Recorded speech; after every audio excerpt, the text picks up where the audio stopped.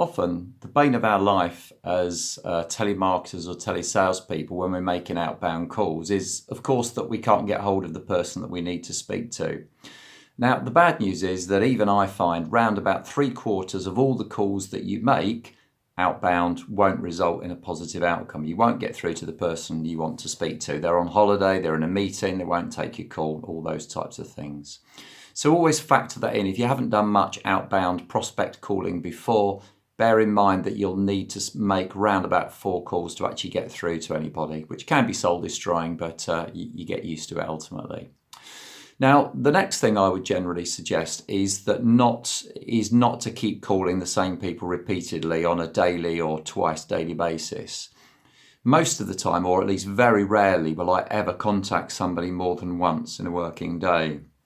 And I would certainly suggest that if you're trying to get hold of somebody, you shouldn't be calling them every day, because you have to work on the basis that if you've called them 2 or 3 times in a week, even if you haven't got hold of them, they probably will know that you're trying to make contact.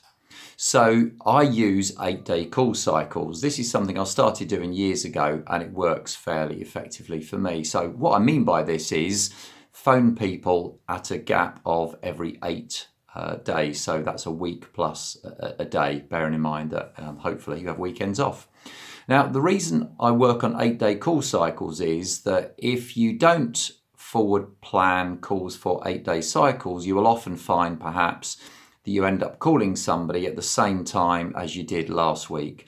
And maybe the reason that you can never get hold of Phil Smith on a Monday morning is because he's in a management meeting. So just be aware that there may be regular reasons why you can't get hold of people.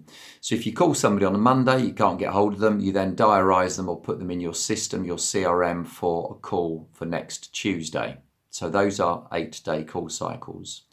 And that works quite well. It means you're not phoning people too frequently and harassing them. And conversely, it makes sure that they don't slip off of your radar.